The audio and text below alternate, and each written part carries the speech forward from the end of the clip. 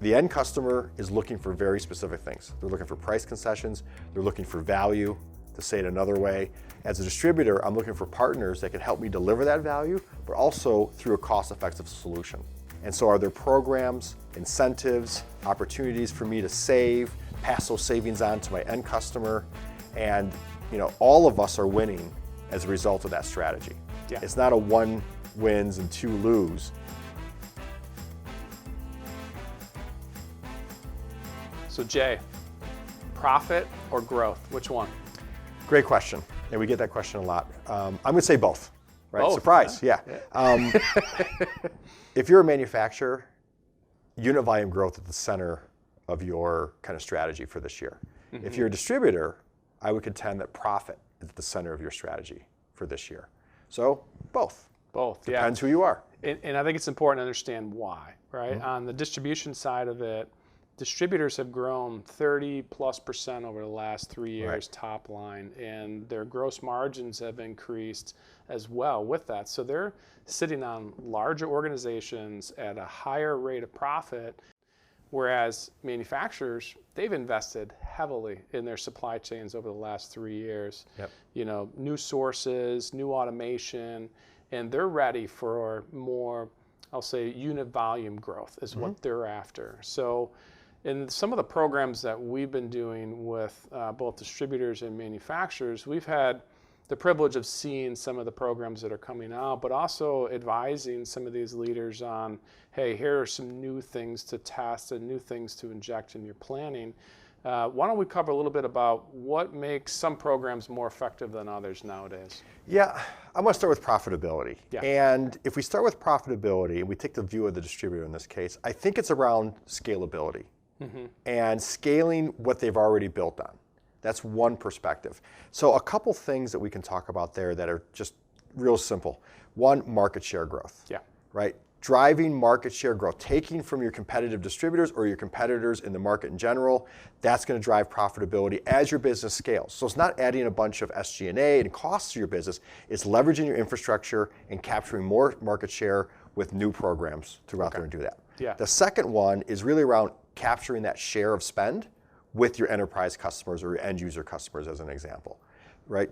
If you can go out and sell them more product and solutions, maybe they don't understand everything you offer. Maybe they don't understand how that solution would be delivered from you. Or you may not understand as a distributor what services they need in their entirety. And this would give you an opportunity to say, hey, what else can we provide you? All of that's going to drop right to your bottom line in profitability. Same customer, new services, I'm scaling, I'm leveraging my infrastructure, I'm not increasing my SG&A as a result to do that, and all of that would directly translate to better profitability. Two simple, easy to deploy programs. Yeah, so let's cover the first one, which was more around how does a distributor moving into a market with slowing demand, how do they actually get the same volume and we'll say the same level of profitability from their supplier base? What are some of the programs that they would look at instituting from a profitability standpoint? Well, I think one thing is making sure you're not trying to spread out your suppliers too thin. Yes. It seems like an obvious one, and it would be counterintuitive to think, the more suppliers, the better. Not necessarily. If you have too many suppliers on your books, no one's really driving unit volume growth. Yeah. And you're not really giving any one supplier kind of the bulk of that business. And so I would contend, let's really drive down to what suppliers are going to be supporting your end users in the best way that you can, who's going to drive innovation, new offering, solutions that better serve your end users, and focus on partnering with those suppliers. Yeah, and those same end customers, they want price concessions in a lot of cases because they've taken 3 years of price increases. So Correct. They are looking to take costs out of their business. So even more important to partner deeper with some of the suppliers, right? Right, and that's a great example. As a distributor, I want to partner with suppliers that are going to partner with me in delivering a cost-effective solution to my end customer. Yeah. And as a partner, hey, I'm driving unit volume growth. We're doing that together. And so are there programs, incentives, opportunities for me to save, pass those savings on to my end customer, and all of us are winning as a result of that strategy. Yeah. It's not a one wins and two lose. It's the end customer is looking for very specific things. They're looking for price concessions. They're looking for value, to say it another way.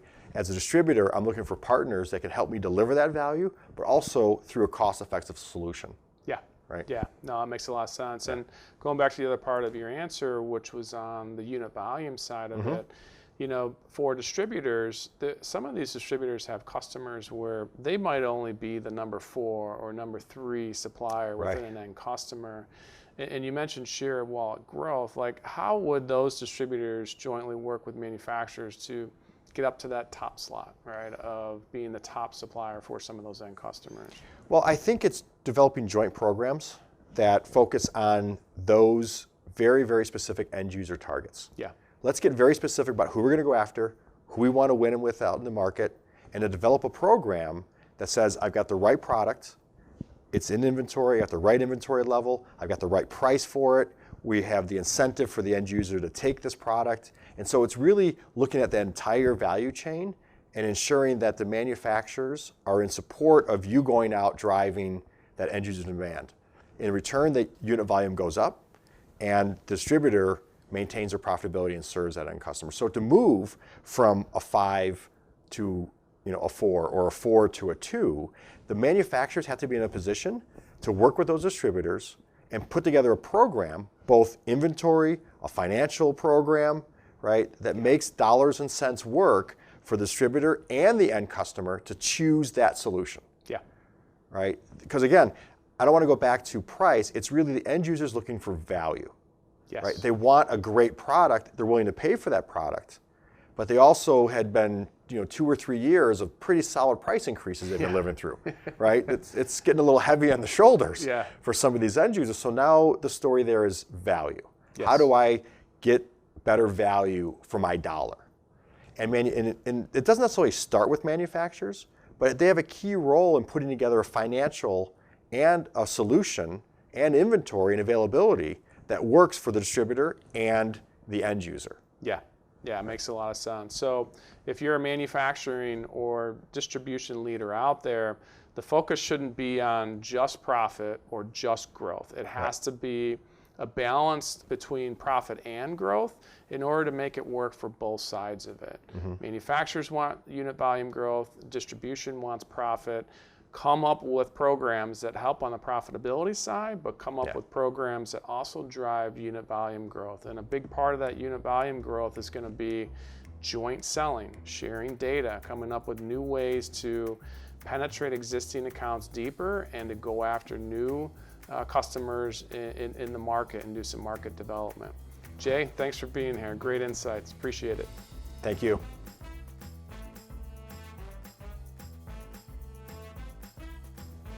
Thank you for watching.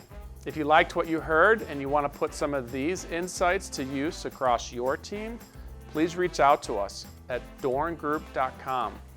If you'd like to receive more insights like these for mastering channel performance, please follow us on our LinkedIn and YouTube channels.